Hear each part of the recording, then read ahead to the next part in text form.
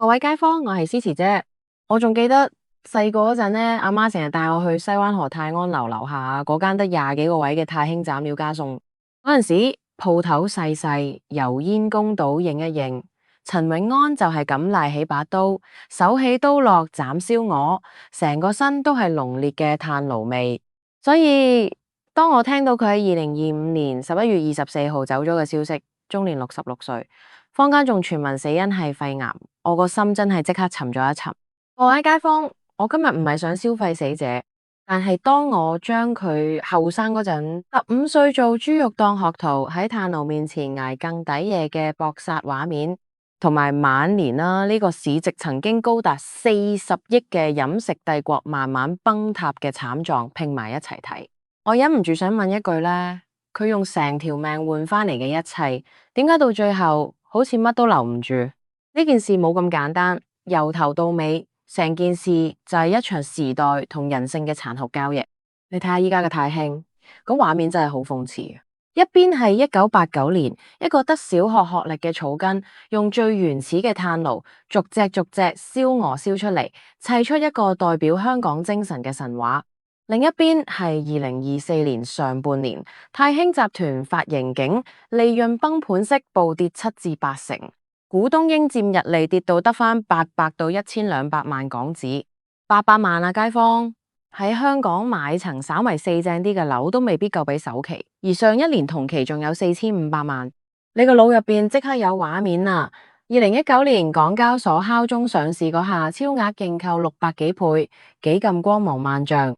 依家咧，內地市場咧節節敗退啦，門店數量咧由2019年底嘅63間啦，直接咧腰斬到2024年中嘅31間。到咗2025年，業界傳出內地只係剩翻4間泰興品牌餐廳。呢啲冰冷嘅數字咧就好似一盆加咗冰嘅冷水，照頭淋落陳永安嗰個由汗水同炭火砌出嚟嘅燒味王國上面啦。點解會搞成咁啊？好多人都話係大環境唔好，但我話你知真相係計錯咗條數。我成日講啦，所有嘅商業關係、買賣關係咧，本質上都係一場等價交易啦，分別在於用乜嘢去換啦。喺依家呢個經濟環境，但係家樂點解可以逆市反擊？2023財年喺大灣區仲可以連開22間新店，因為人哋夠平，人均消費30蚊左右，醫飽個肚就算。但係你泰興呢，人均消費去到80至110蚊，就算係旗下嘅敏華冰廳都要55到65蚊。當個個都勒緊褲頭啦，追求30蚊一餐嘅極致性價比嗰陣呢，你仲要人哋為一碟黯然銷魂飯俾成100蚊日價。呢個時候，你同顧客講新鮮出爐、唔隔夜嘅品質鐵律，顧客只會用隻腳投票話俾你知，良心唔能夠當飯食，平價先至係硬道理。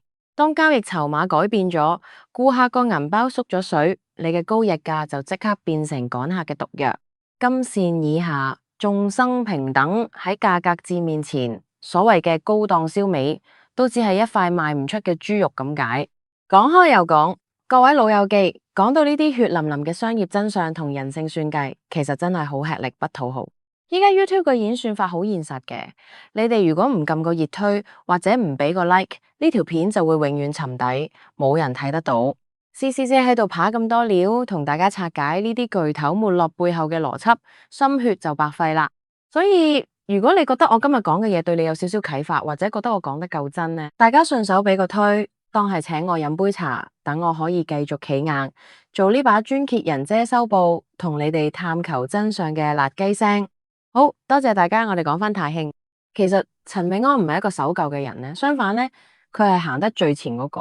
我記得當年我好佩服佢一點就係佢夠膽引入全套科技設備，用電爐自動炒鍋機去做燒味，仲申請埋3項專利。佢想將燒味呢一門極度依賴手藝人嘅嘢，變成一套可以無限複製嘅工業系統，即係所謂嘅去師傅化。表面上咧，呢步棋行得好絕，連日本嗰套五常法管理咧都學埋嘅效率極高啊！但係其實骨子裏面呢個正正就係悲劇嘅伏線。你諗下，當佢自己親手將燒炭佬嘅靈魂，即係嗰種無可替代嘅鑊氣同手感拎走，換上一套冰冷嘅機器嗰陣，太興嘅味道就注定變咗質。佢以為用科技打破咗師傅嘅束縛，就可以慳人工、搞標準化、征服全世界。但係佢絕對冇諗到，當你嘅出品全部都係機器倒模出嚟嘅時候，你憑咩收人哋100蚊一碟飯？當你嘅燒味同快餐店中央廚房出嚟嘅冇分別，但係價錢貴人3倍，顧客點會唔覺得俾人搵笨？呢個係咪好諷刺？你用科技贏咗效率，但親手葬送咗個品牌嘅靈魂。而家陳永安走咗，個重擔跌落個仔陳家強同埋新任副主席，即係陳永安堂妹陳淑芳身上。陳家強叻唔叻？叻過。佢一手搞起嘅茶木營業利潤率曾經高達29.4%，係全集團最賺錢嘅品牌，證明佢係捉得住年輕人心態嘅。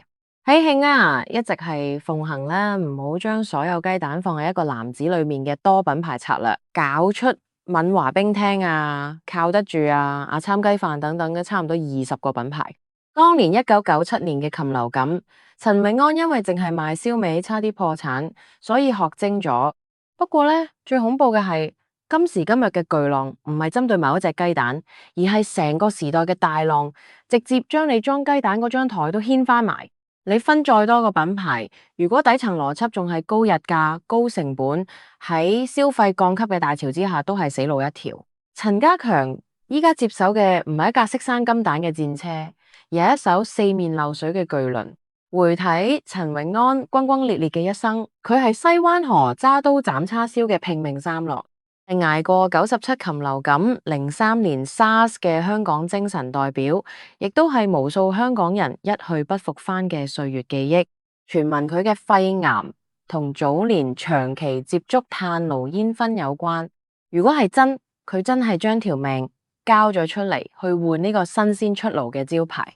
但係時代嘅車輪碾過，係唔會同你講人情嘅。佢用條命做賭注，贏咗上半場，但下半場咁市場用殘酷嘅現實話俾佢知，屬於佢嗰個只要捱更抵夜就會發達嘅時代已經永遠落幕。萬般皆是命，半點不由人。陳永安留低嘅呢個40億殘局，到底係一個傳奇嘅終結，定係第二代浴火重生嘅開始？我哋放長雙眼睇。各位街坊，你哋又點睇呢個燒味帝國嘅沒落？留言同我傾下啦。我係詩詩姐，我哋下期再見。